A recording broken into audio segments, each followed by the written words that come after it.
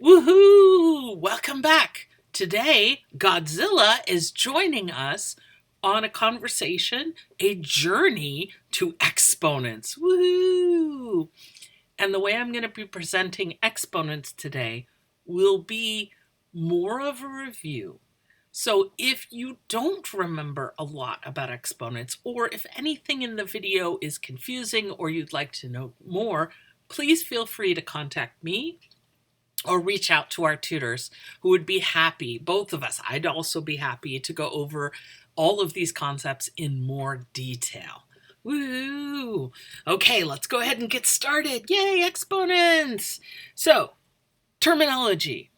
So if you have an exponent written, and that's kind of small for me, so I'm going to write it nice and big, A with a little floating b, you'll see that the exponent, right? B is the exponent.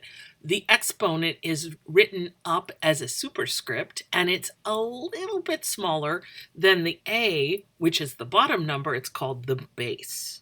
So this is the base right there, and B is the exponent, and it's pronounced A to the bth power. And there are a few exceptions to this. So for example, if I wrote 3 to the 4th, well, that's how it's pronounced. It's pronounced 3 to the 4th power. And the exceptions are, if I had 3 with a 2, I could say 3 to the 2nd power, or I might just say, oops, forgot the quotations more. I might just say 3 squared. And if I have, say, 3 with a 3 as an exponent, I could say 3 to the 3rd power, or I'm more likely to say 3 cubed. So those are the two exceptions. They have special kind of nicknames. And these have to do with the fact that if you're multiplying something times itself, it's like finding the area of a square. Hence 3 squared. You're talking about a square.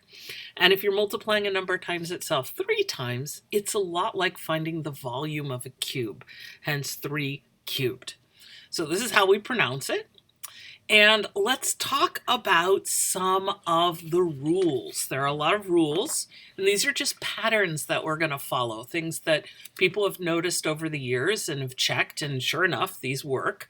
So if A is not equal to 0, and this is going to be very important, we do not ever want to find ourselves or allow ourselves to fall into a situation where we're dividing by 0, because then everything just kind of like Godzilla stomping all over everything. We do not want to divide by 0. Not yet, at least. So as long as A is not equal to 0, and I know these formulas are oh so easy to understand, but I'll give you an example down here so we'll be able to look to see what happens. But if you multiply two exponential expressions, oh, that's impossible to say. If you multiply two powers like this and the bases match, then you add those exponents. And if you divide them, then you subtract. There's a nice, synchronicity there. So multiplication, we're connecting with addition, and division, we're connecting with subtraction. Let's take a look at why this happens. So if I have 2 to the 6th times 2 to the 3rd, or 2 cubed, depending on your perspective, I've got 2 times 2 times 2 times 2 times 2 times 2. So there are 6 here, times, and then 2 cubed, 2 times 2 times 2. Oops. Oh my goodness. I didn't extend this far enough. I'm going to confuse myself. I apologize. Don't look. There we go. 1, 2, 3, 4, 5, 6. Yes. Good. And here's the 2 cubed. When we look at it, when we multiply the 2 to the 6th times the 2 cubed, all the 2's just smashed together, and I've got 6 2's and then 3 2's. So all together, I've got 6 plus 3 equals 9. So that's why I end up with 2 to the ninth. And on my handy dandy calculator, woohoo, let me clear it. Ooh, that's shiny, isn't it? So 2 to the ninth on this calculator, this is an interesting one. It's an older one, and it has this little guy called a caret. It looks like a rooftop. So that's my exponent on this calculator. On many calculators, and this is a slightly newer, fancier one, you'll see you'll have an x to the box or an x to the y. And so we're going to use that. I'm just going to plug in 2 raised to the ninth power, 2 raised to the ninth power, and I get 512. Woohoo. Now, of course, I could have also multiplied 2 to the sixth times 2 cubed, and that would have also given me the answer. So you could do it either way. Okay, so that's that first part of the formula. You add the exponents when you're multiplying a couple of these expressions together. But what happens when you divide? Well, when you divide, you're actually not going to be building a larger number. You're going to be canceling out. Let's take a look at how this looks. I've got 6 of them on top, 3, 4, 5, 6, and 3 2's on the bottom, 2 times 2 times 2. Let me grab my red pen of destiny. Oh, you should never be far from your red pen of destiny. And let's go ahead and cancel. So every 2 on top that matches with the 2 on the bottom can be canceled out. Why? Well, because I'm multiplying. So it's all multiplication, no addition, no subtraction, nothing fancy, no square roots, nothing like that. It's just straight up a multiplication on top and on the bottom.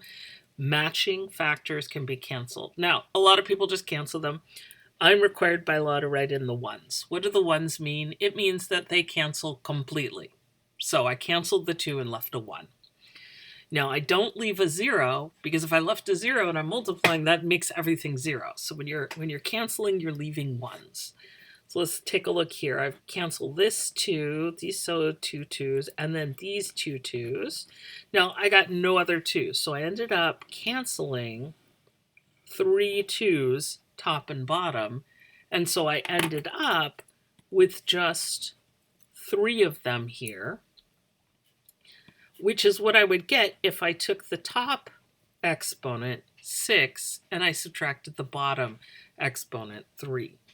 And of course, this is 2 cubed is just 8 if you're interested in what the answer is. The answer is actually less interesting right now than how we got there. And if I can find a couple more pens of destiny here, I've got a green one, and here's my yellow one. Yay! My green number is 6, and that's going to be the first exponent. And then I'm going to subtract the exponent in the denominator. That'll be the second number I subtract. So I take the exponent on top minus the exponent on the bottom. Instead of adding the, oh, you know what I didn't write out? Let me write out 2 to the 6 plus 3. I forgot to do that. So I can do that same. So up top, I've got 6 first, but then I'm multiplying times 3 or times 2 cubed. And so I'm adding the exponents. So the difference is when you're multiplying these expressions, you add the exponents. If you're dividing, you subtract. Kind of woohoo? A little bit woohoo? Okay. And this is a perfect opportunity. If you're like, what the what? I don't even know what's going on here. Email me, text me, message me, set up an appointment with the tutors, go in for drop-in tutoring and say, show them this piece of paper and say, I have no idea what's going on. Or reference it and say, I saw this video, I still don't understand, and I or the tutors would be happy to come up with more examples.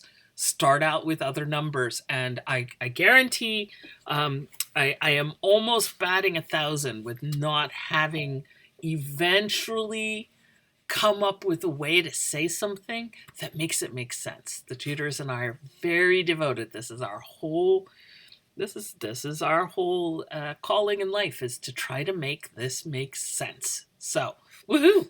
Hopefully this makes sense. And again, if it doesn't, let me know. Okay. Now, in the category of that escalated quickly, because this is intended as a review, I'm assuming you have done some of this before. So yes, this escalated very, very quickly. Suddenly we're in like, oh my goodness land.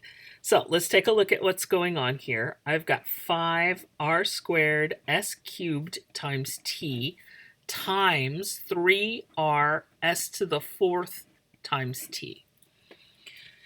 So there are a couple things that I'm going to assume you already know, but just in case you don't, I will walk through them quickly.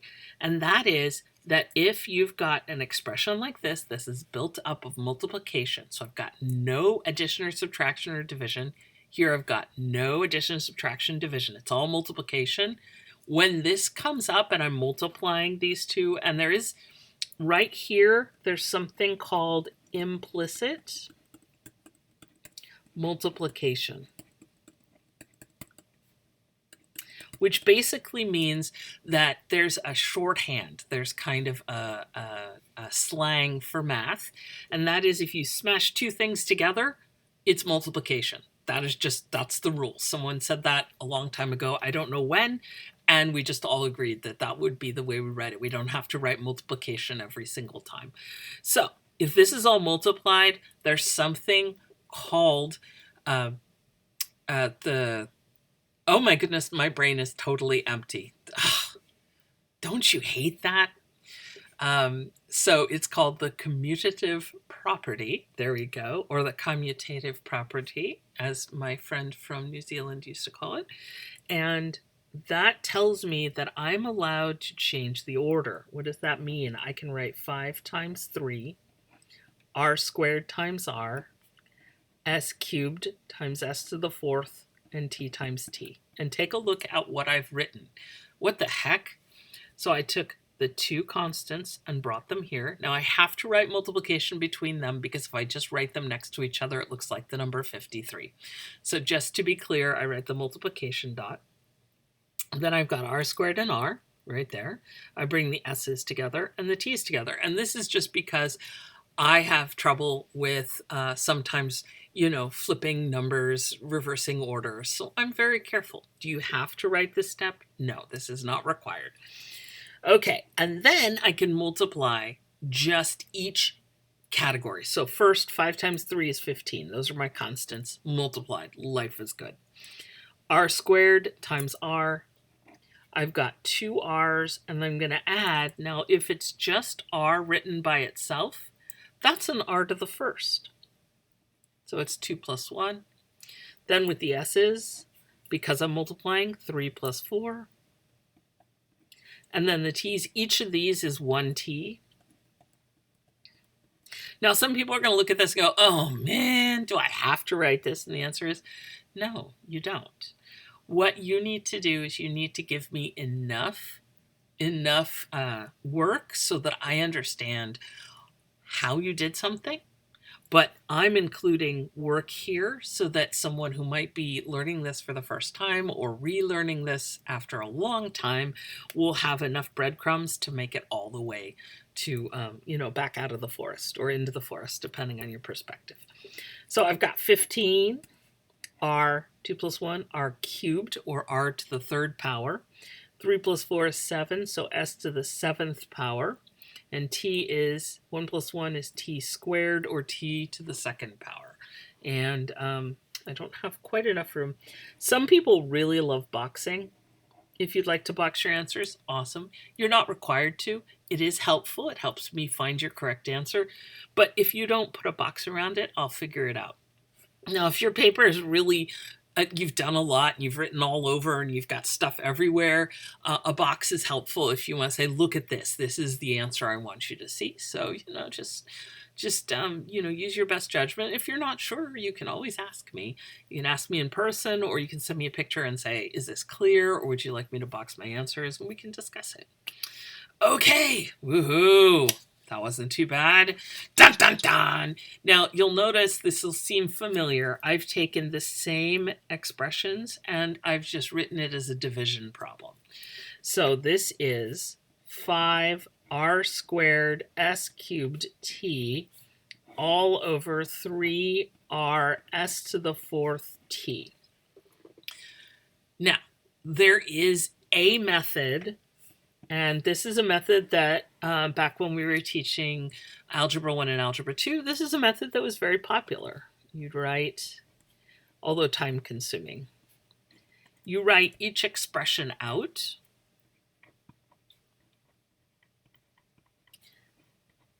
Explicitly. So you don't use exponents. You just write, if you have s cubed, then you write SSS. R squared becomes RR, and so on. And this makes it very simple to cancel out things that match. And this is a good method to use if you are reviewing after a long time. You haven't done this in a while. So we can go ahead and red pen of destiny. I can cancel anything that matches top and bottom. I've got matching R's. I've got matching S's right here, matching S's right here, matching S's right here, and a matching T right there. And so let's see, there's an R on top that doesn't match with anybody and an S on the bottom that doesn't match with anybody. And so I've got, oh my goodness, I made that fraction bar too long. There we go, equals, and then I've got 5r all over 3s. And that's lovely, and it's fine. However, for what we're going to be doing in this class, I'm going to encourage you to use another method. So this is a big OR. And in algebra, if anyone has ever told you that there's only one possible way of doing something, they have lied to you.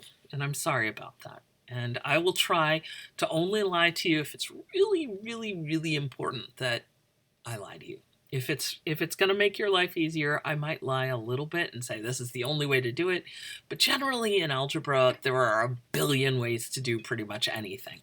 All sorts of ways. Some ways that no one really wants to do, but they're still possible.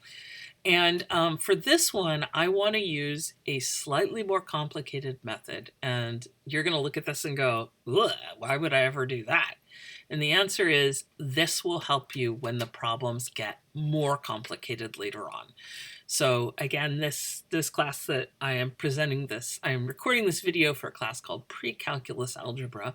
And as the name suggests, that this is a class you take in anticipation of taking calculus. And on your way to calculus, this method is going to rapidly become too complicated, too long, too tedious. We need a quicker, faster way to do it. Believe it or not, the way I'm about to tell you is better in more complicated situations. But you're going to have to take my word for it, because a lot of people are going to say, this does not seem like anything I'd ever want to do. And I understand that. So what we're going to do, there are a couple ways to approach this. I am going to give you a slightly simplified version.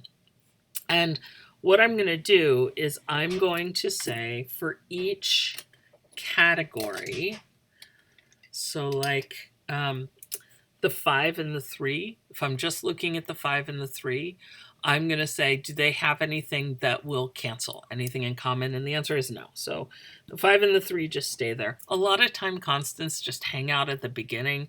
I don't know if they're the lookouts or they're just, you know, those people that go shopping with you but don't actually want to go shopping, and they just kind of sit and hang out on their phone. So the constant is just going to hang out. Now, where things are going to get interesting is the R's. And let me see if I've got, hopefully this doesn't make it too hard to read. Anyway, that doesn't work as well as I had thought. So what you say is you say, okay, with the R's, where are there more R's? And there's 2 R's up on top and 1 R down on the bottom. So I'm going to go to the place where there are more R's. I'm going to start with R squared, which is the one that was already up top, and I'm going to subtract the one that I'm moving.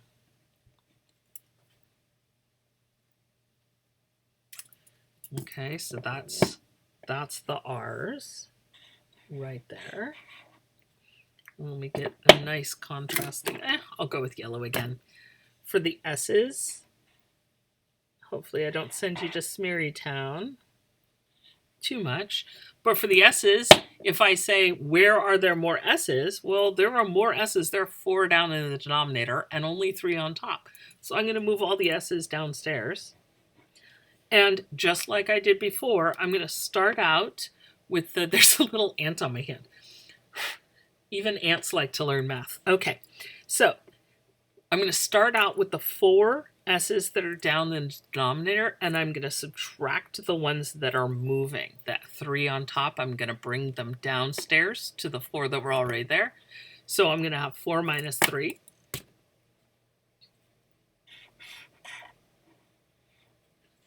It's a little bit smeary. And then what do I do with the T's? That is a very good question, because I have the same number of T's top and bottom. But if you have the same number of something top and bottom, what can you do? Exactly. I don't know if you heard that, Chai knew. You cancel it out. That's what she was trying to say. You cancel it. And so I've got ones top and bottom, so that the T's disappear from my answer, and I end up with 5. R to the 2 minus 1 is R to the first, all over 3. To the 4 minus 3 is to the first, and so I get 5R over 3S. And I'm sure you're going to look at this and go, wait, this is way easier. And again, this is a simple example, and I don't mean easy, I mean simple, which means there's not a lot going on. There are going to be more complicated examples in the future. And I just want to encourage you to practice this. Until you practice this one's going to be a lot easier. But once you start practicing this will become something you can do in your head more easily. It'll go faster. And that's what you need when you're heading up to calculus. We want to give you lots and lots of tools so that you'll be able to get through the details of a problem faster so that you can approach the calculus, which is going to take a lot of your brain space. So you don't want your brain worrying about details like this. So if you can get faster and quicker on it, that's golden. Okay, that's it for part 1. Yay! Woohoo! About 22 minutes. Remember, whenever you're watching videos, take breaks every 20 minutes or so. So this is perfect.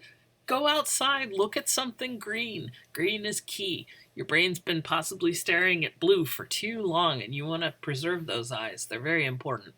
Look at something green. Get something to drink. Make sure you stay hydrated. Maybe get a snack or some exercise or do some art or dance around. Move around so you don't end up with a cricked back. And remember that you are amazing and incredible. And I know you can do this. And if you have any questions, ask, and then you'll be able to do it. So, woohoo and math on.